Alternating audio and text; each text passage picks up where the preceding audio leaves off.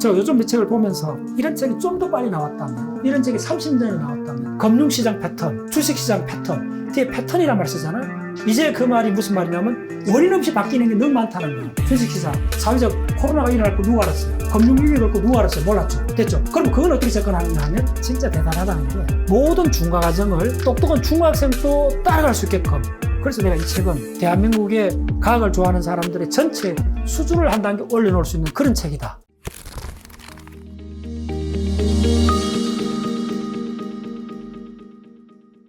플라톤, 피타고라스.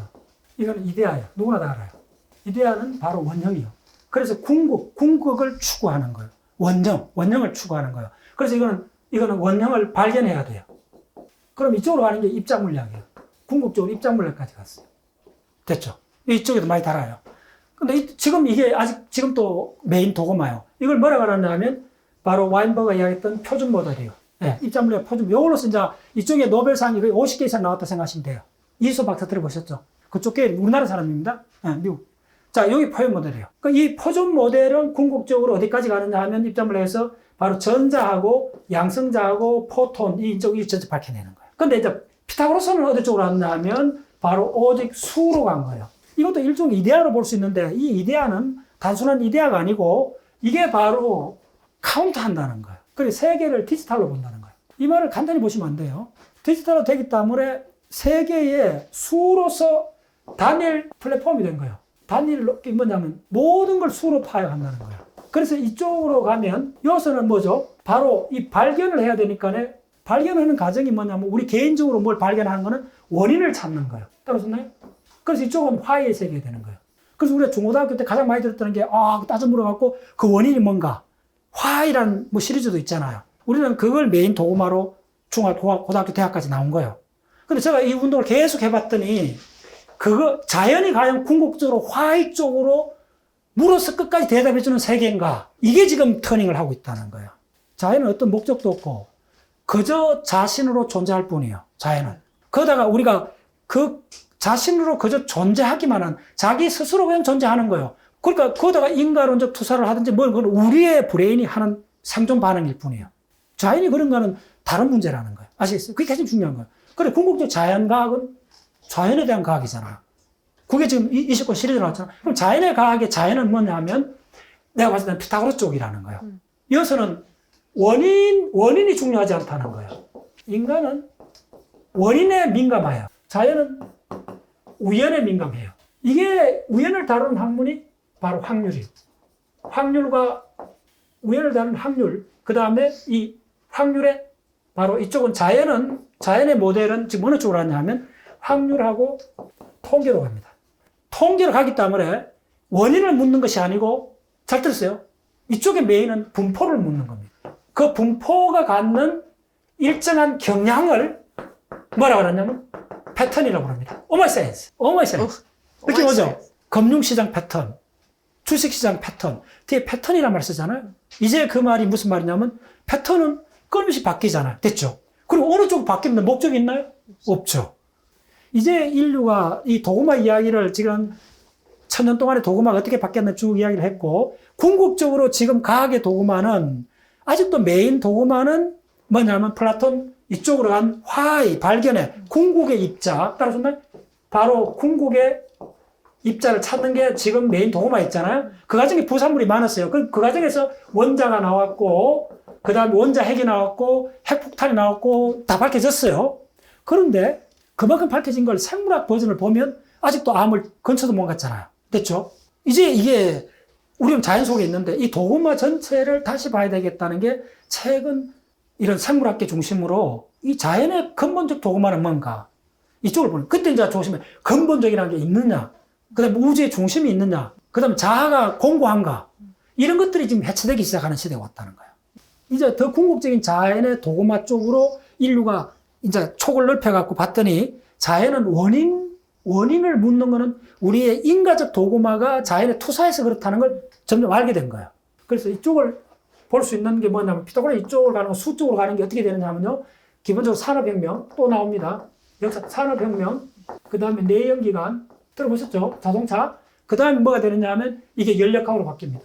연력학이 뭘로 바뀌느냐 하면 여기서 엔트로피 개념이 들어오면서 뭐가 통계학으로 바뀝니다. 그쪽으로 터닝 포인트를 만들어준 사람이 이때 참 숨길 수 없는 즐거움이 있어요. 저는 바로 또 아인슈타인입니다. 혹시 브라운 운동 들어보셨나요? 예, 우리 공대생이니까. 이 브라운 운동이 우리 중학교 책에도 나오는데 이게 한 획을 건 사건입니다. 저 요즘 이 책을 보면서 이런 책이 좀 더 빨리 나왔다면, 이런 책이 30년 전에 나왔다면, 혹은 10년 전에도 나왔다면 우리가 이 자연의 세계를 보는 관점을 한 단계 업그레이드식 했을 건데 노벨상 시리즈잖아요. 그 정도 수준입니다. 그래서 아인슈타인이 이 브라운 운동을 확산 방정식을 써갖고, 확산 계수 좀 어렵습니다. 이 과정이 어느 책보다 어려워요. 이 뒤에 이 전체 아인슈타인의 연구를 연결해갖고 누가 나오냐면 페링이라는 사람이 아보가드로 숫자를 측정합니다. 그래서 노벨상을 받아요. 그 다음에 이제 다시 밀리칸이라는 사람이 10년 동안 그 기름방울 실험을 통해서 전자의 전하량을 측정해요. 이 과정들이 이제 이 책에 다 있습니다. 참 대단해요. 요 아인슈타인 있잖아요. 결국은 뭐냐 하면 우리는 자연 속에 있는 존재고 자연의 도구마를 따라가야 돼요. 자연의 도구마를 따라가지 않으면 우리는 우주 밖에 있는 존재가 돼요. 맞죠? 네. 그럼 자연의 도구마가 뭔가를 고대에 올라가면 대략 3000년 전에 가면 초월적 신, 큰 나무나 바위나 번개나 이런 걸 해갖고 천둥신 나왔잖아요. 그렇게 봤는데 그 자연의 도구마가 기독교에서는 신이 됐다가 그 다음에 동양에서는 도구마가 황제나 왕이 결정을 했다는 거예요. 왕조가 결정했는데 유럽에서는 신이 결정했다가 르네상스를 통과하면서 바로 인간이 결정하는 시스템으로 넘어갔다는 거예요. 그게 바로 르네상스의 본질이에요. 그러면 그 한두 사람이 그런 생각을 했대도 사회적, 문화적 시스템이 그걸 백업해주지 않으면 거의 수십 년 지나 사라질 거 아닙니까? 그런데 유럽의 사회 시스템이 바로 길드 조직, 금속 세공업자, 양모업자, 양모업자에서 나온 게 뭔지 알아요? 피렌체 유명한 메디치가입니다. 제가 메디치가를 따로 강의를 해요. 메디치가도 바로 양모 산업입니다. 그 다음에 그 면직 산업으로 바뀌기 전에 이제 피렌체가 망하는데 그 면직 산업으로 바뀔 때 그 면직물을 속옷이 면직물이잖아요. 면직물이 땀을 잘 흡수하기 때문에 전 유럽에 확 확산이 됐어요. 그 면직물의 메인 센터 공장이 피렌체에 있었습니다. 그 면직물의 그 헌옷들을 모아갖고 약품 처리해갖고 만든 게 뭔지 알아요? 그게 바로 종입니다. 바로 서양에서 종이가 대규모로 만들어지는 게 우리가 땅나무, 나무에서 나온 게 아닙니다. 대부분 헌옷에 나옵니다. 그러니까 양털옷은 아니고 메리아스, 속옷.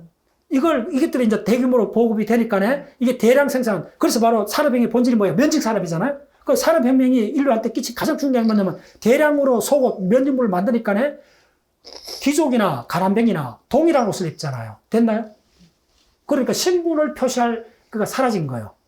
그걸 그대로 가면 옷을 갖고, 옷의 색깔을 갖고 신분을 상징했잖아요? 근데 옷이 표준화돼 버린 거예요. 대량 생산돼 버린 거예요.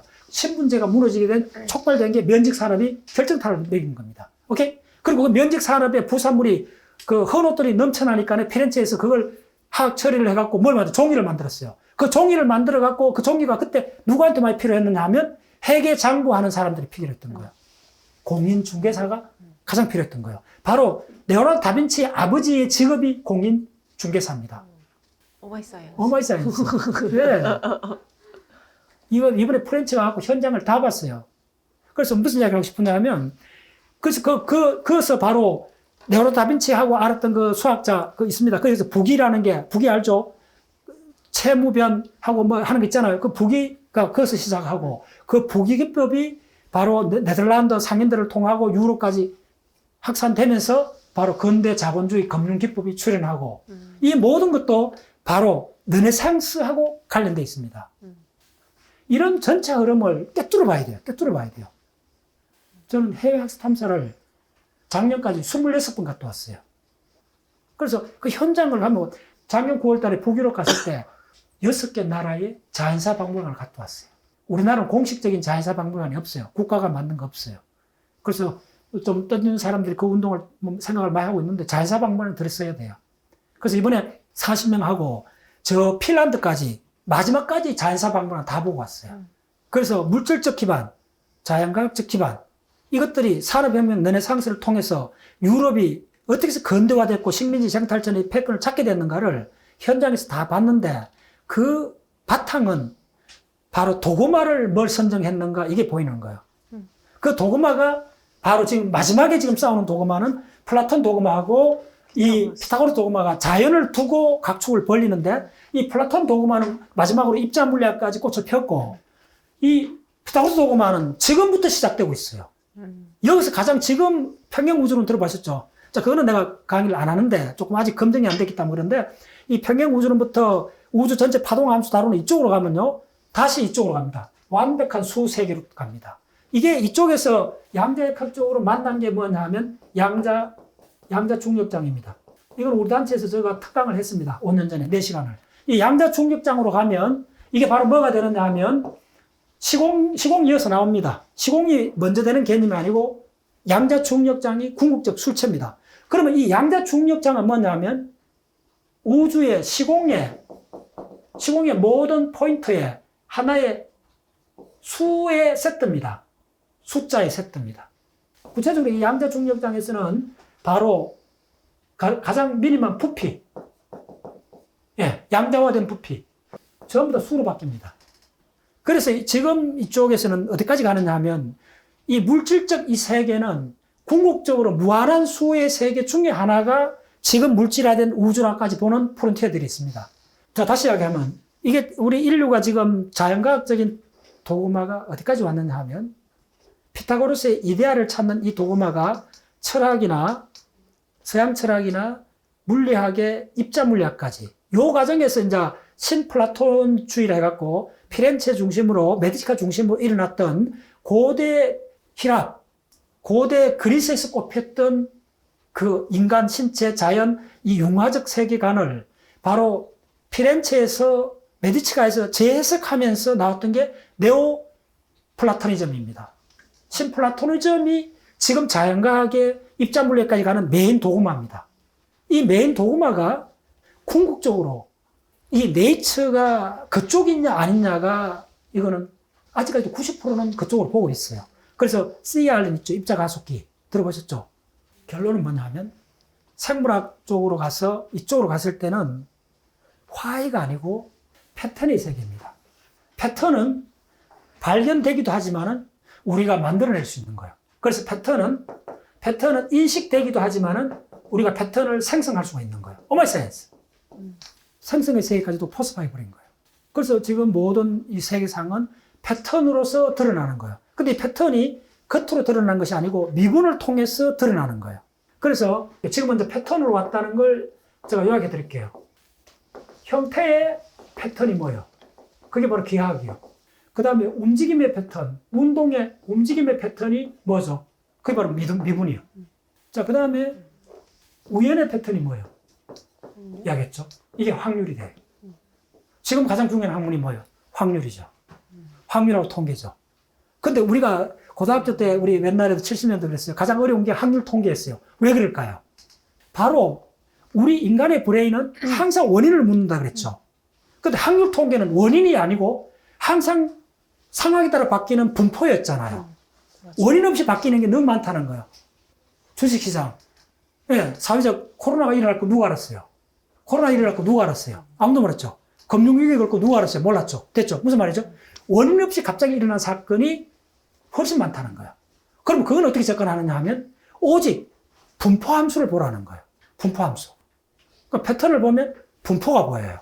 그런데 우리 인간의 브레인은 분포는 기본적 생물학적 분포는 아보가드로 수준 많잖아요. 무지하게 많은 숫자인데 우리는 기껏해 일생 동안 뭐 사랑했다, 미워했다, 뭐 몇 가지밖에 없잖아요. 패턴이 인간의 삶에 있는 패턴은 수십 가지밖에 안 된다는 거예요. 그 패턴을 갖고 일반화했기 때문에 인간은 오판을 많이 하게 된다는 거예요. 자, 결론 짓게요. 오늘 대한민국에 그 노벨상 받았는 과학 시리즈가 등장해서 그 기쁜 마음으로 제가 이걸 전부 다 설명하는 그 자리였고, 이게 과학사 전체로 봤을 때 지금 우리 인류는 어떤 과학적 도구마를 갖고 있는가, 혹은 이 과학적 도구마를 갖지 않고 이 도구마가 법률이나 인문학적 도구마겠다. 지금 트럼프가 그쪽에서 뭐라고 합니까? 유럽은 희망이 없다. 들어보셨죠? 왜 그렇게 평가할까요? 도구마가 달라서 그래요. 도구마 끝나서. 유럽 도구마는 뭐죠? 유럽 도구마는 몇 가지 얘기하면 유럽은 아직도 기독교의 패턴이 남아있죠. 건물로 다 남아있어요. 두 번째는 뭐냐면 건물에 갇혀 있는 문화가 될 수 있어요. 유럽은. 두 번째는 뭐냐면 유럽이 디지털이 늦죠. 왜 늦을까요? 아까 건물 자체 구조가 좀 다르다 그랬죠. 정신적 건물 구조는 어디서 왔죠? 브레인의 구조에서 왔죠. 브레인의 이미지에서 왔죠. 이 구조를 빨리 바꿀 수가 없다는 거예요. 왜냐하면 1000년 동안 그 갇혀 있었잖아요. 아직도 완전히 자유롭지 않다는 거예요. 이 도구마는. 죽으면 왜 이렇게 빨리 발전할까요? 그 도구마의 족쇄가 약하다는 거예요. 거의 없다는 거예요. 됐죠? 도움이 가는 문제입니다. 그리고 그래서 지금 제가 이렇게 이야기 강조를 하는 부분은 뭐냐면 지금 대한민국의 도구마가 법학, 정치, 법학 이쪽 도구마가 사회 전체를 너무 장악했다는 거예요. 근데 우리 사회 항상 그랬지 않았어요? 바로 70년대, 80년대는 바로 공학적 도구마가 어쨌든 그때도 뭐 민주화해야 되고 그런 시대 그 역할은 있었는데 어쨌든 전체로 놓고 보면 지금의 도구마는 공학에서 점점 멀어지고 있다는 거예요. 그런 관점에서 위기입니다. 엄청난 위기 지금 상황이 있어요. 인적 구성이 결국은 그 도구마에 좌우돼 버려요. 전부 다 어디를 보내고, 근데 그 도구마가 사실 깨진 거 어디서 IT가 나오니까 오히려 법학이나 법률, 변호사 이쪽이 충격을 받는다 그랬잖아요. 이제 기술적 도구마에 의해서 기존에 갖고 있는 도구마가 어느 날 무장 해제돼 버려요. 놀랍죠? 어느 쪽 도구마를 따라가야 되는지 보시면 지금 AI 시대에 와서 사라지는 직종을 보면 알아요. 그만 간데 끝났죠. 무슨 이야기냐면 자연의 도구마가 뭔가를 바라는 거예요. 왜냐하면 우리 인간은 동물이기 때문에 자연 속에 살아요. 아무리 문화가 발전해도 이 배경 환경으로 있는 이 자연의 도구마를 벗어날 경우에 우리는 자연하고 인터랙션이 약해야 뿌리가 없는 종이 되어버려요. 그럼 사라져요.